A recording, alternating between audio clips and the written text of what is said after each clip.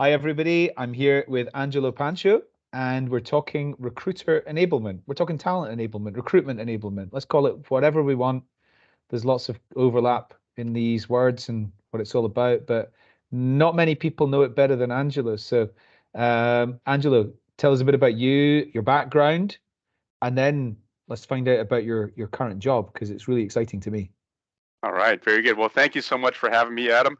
Uh, always good to talk to you. We just met recently as well, but I also enjoy your podcast and your YouTube videos as well. So thank you for the invitation. So my name is Angelo Pancho. I work for Rockwell Automation. I'm the global talent enablement and infrastructure lead. And so what that means is I do a lot of different things that's related to the talent acquisition field. And so a lot of training. So I help enable and inspire our team members to always have the always be recruiting mindset, right? And so a lot of my functions on a day-to-day basis is training. So I do a lot of training as far as our recruiting technologies, and I also do a lot of workforce planning as far as talent intelligence reports.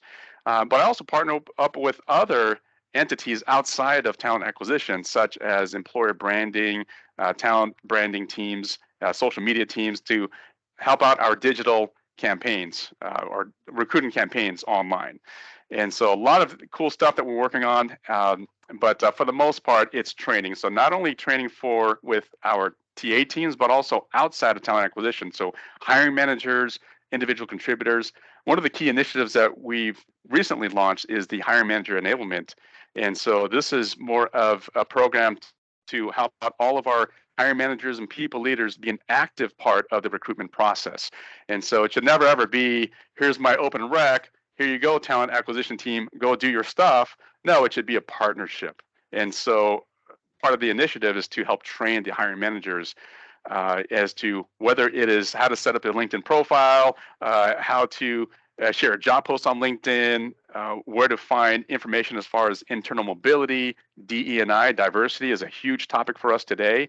And so where to find resources and really to help champion Rockwell Automation, really help them to be a brand ambassador. And so all Mm, sorts of things. I know I'm missing a lot, but off the top of my head, those are some of the key elements that we're working on right now. wonderful. I've got lots of questions. The first one is, what did you do before this job? Because a lot of people will listen to that and they'll probably think, that sounds like a cool job. I'd like to do that. What did you do in your past that got you this job? That's a great question. So, the long story short, so I lived in Los Angeles at the time. So I started back in the late '90s, and I didn't know what I wanted to do after college. And so I simply saw in the Los Angeles Times two words that stuck out to me to this day is "will train." Right? I didn't know what a recruiter was. They're hiring for a recruiter. I didn't. Of course, nobody goes to school to become a recruiter, right? We like just falls into the lap. But I applied to that opportunity. They called me up, and I got hired on. And so really I've been in recruiting for throughout my entire career. And so started off, of course, in the agency. So headhunter, worked at a very reputable staffing firm in Los Angeles and Westwood at the time. And just, it's very much like a stockbroker mentality, right? You're on the phone dialing for dollars, setting up the candidate interviews. You need to have five face-to-face candidate interviews with the expectation of two of them are going to back out, right? And so that really triggered me in a sense of, wow, this is really just a hustle and bustle type of mentality, but also at the same time, you're helping people find opportunities. And this is really why a lot of people stay in recruiting, because they like to help others. They like to help people they like the matchmaking process. And then I got into the corporate environment, and I absolutely love the corporate recruiting environment because you're working as a team, you're representing a company. It's like you're representing a sports team, right? I mean, this is who you are. This is, you're in that community. And so I stuck with it as an actual recruiter. At the time, didn't have the term sourcers is a relatively newer term, if you will, but then it kind of broke off. But so that's helped doing sourcing as well for different companies. And so mesh into one. At the same time, you pick up technologies Yeah. with different companies you go to, right? And so You just learn the technology scene, the job board scene, and what works, what doesn't work. And so that's really what got me into this role that I'm at Rockwell Automation.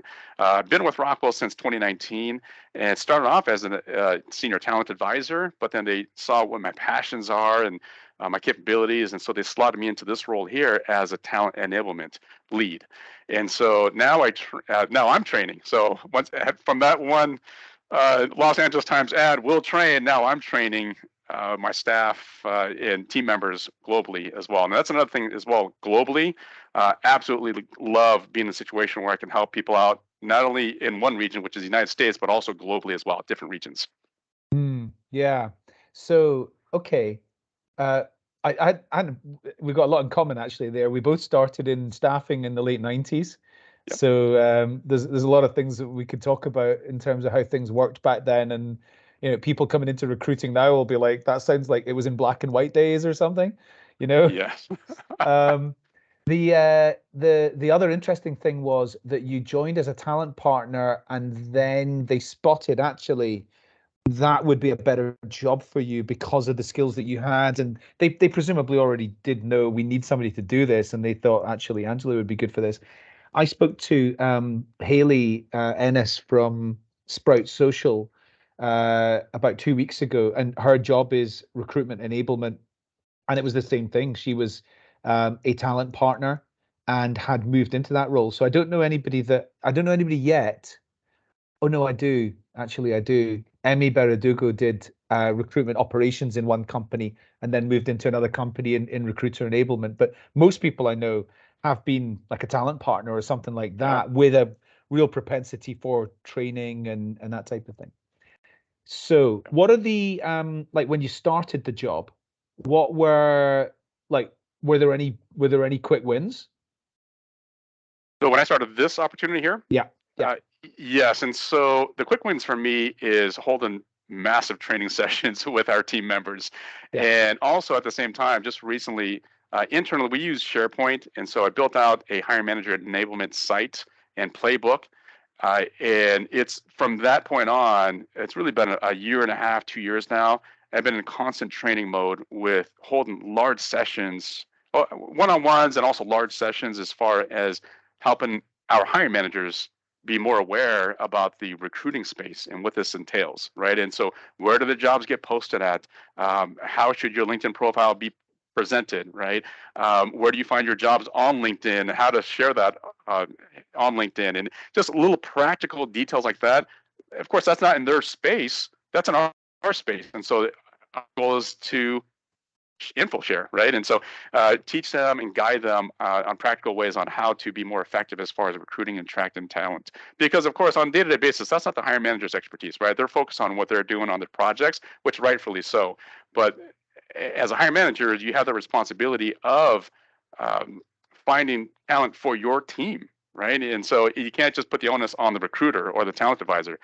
You have that's why we train. By the way, we changed our name from recruiters to talent advisors yeah, because we want the perception to be more of a strategic partner with the yeah, hiring managers, not just, yeah, hey, here's my rec, flip it over to them. This isn't a drive-through, right? And so it really helps out that the talent advisors have a different mindset as to let's strategize together. What's working for you? Where do you go as far as associations? You say this during the kickoff calls, right? You ask those particular kickoff questions, right? What's worked for you in the past? What associations are you associated with?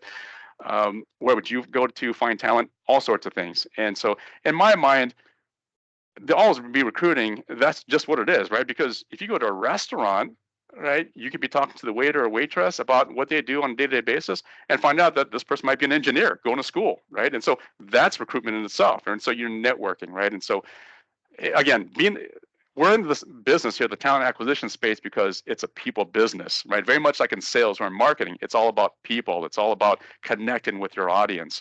And so we have to really develop that mindset or help the hiring managers have that mindset of, hey, look, you know what, they're, they are, um, they are building their brand, if you will, right? Even if they work at Rockwell Automation, they're building their brand as a manager for their particular function. And so, what's going to attract people to their particular brand? I couldn't agree more. And I'm not surprised that you said that that was a quick win at the beginning because you're right. It's not a hiring manager's area of expertise, but it fits in with what you had said earlier around always be recruiting. And if everybody's always recruiting, then you can influence them to really think about that as ongoing. And I'm guessing in your company, there's probably quite a few different teams where there's going to be evergreen requirements. Yes. And so it's just never, it never, the talent pipelining and getting to know people for like a warm bench, it is their Yes. job. It is their job. It should be their job to do that. Okay. What about what about in the area of, you mentioned that you work closely with the like employer branding sort of team. How do you enable the talent advisors with the assets and things that they need to do their jobs well? Right. And so, yeah, so that's for right now, that's something that we're looking at closely. What technologies and resources will be effective for them? I know that, so we use, so at least for me, I use Canva a lot because number one, it's easy to use and it's free. Yeah, Not really free, yeah, but we have the smaller version of it. yeah, But we're trying to scale that up so other talent advisors can use that as well. Because I've seen talent advisors in different parts of the world use Canva, but just on their own, right? But yeah, they're using it to help out build. Hey, we have an opportunity here, and I saw the template. And so I'm encouraging them to continue to use our company's templates and brand, which they should, but at the same time, don't limit their creativity with it as well, right? And so whether it's putting a short video on a post or something, just a cool picture of their company culture, their office or company event on that post, right? And so user creates as well, but make sure it's in line, of course, with the brand ID that we have internally as well. But so we'll use Canva, and so there is a little bit of the guidelines. Well, I mean, not a little bit, that there is guidelines that they should be following, but at the same time, we want them to be creative as well within how to use those particular digital assets. I'm a big fan of allowing people to be creative and to go and Yeah, identify new tools and new channels and new techniques and things like that. But I am equally as much of a fan of transparency and almost like, okay, I've found a great thing I'm going to use, and I want everybody else in the team to know all about it and to have access to it and all that sort of thing as well. So I think piloting things and giving people yeah, the ability to go and use things, but the expectation is if they have some success with something, come back and tell everybody else how to access it and how they could be using it. I guess that's something that absolutely. you want to facilitate. Exactly. Internally, again, we use SharePoint, and so we have a centralized hub for all of our team members globally to access. And within this centralized hub, we have different categories, and one of them is employer branding. And we broke it down to different regions as well. So we have EMEA, Latin America, Asia Pacific, and of course North America. And so, and because it's it's going to be different from every location, right? Country to country, they have their different YouTube videos. They'll have their different, whatever it is, digital assets, their job postings, et cetera. And so we want to break that down, but also at the same time be all on one page and be consistent. And Mm. so anybody can go into the centralized hub and look at what other people are doing as well. And that's a newer tab that we just built out in our centralized hub. But that's the whole intent, right? Is to find content specific to your particular region or country. Yeah, wonderful. Angelo, there's a lot of other things we can talk about. I've got no Yep. doubts, but we want to keep these sessions quite bite-sized. Yep. So I'm going to bid you farewell for now. Thank you very much for your time, and Bet. looking forward to hopefully we can have you back in a couple of months' time and talk about this in a bit more detail. Absolutely. Thanks for having me again, Adam. And by the way, I did speak to Nin Tran from Snap Brillia, so he's a former co-founder. I've been meeting with him regularly. He has a new endeavor coming out for specifically focused on SSI, self-sovereign identity. So I want to give you a shout out and say, hey, say hi to him. So you might want to reach out to Nin as well. So I'll do that. we become pretty close now because we've been meeting regularly.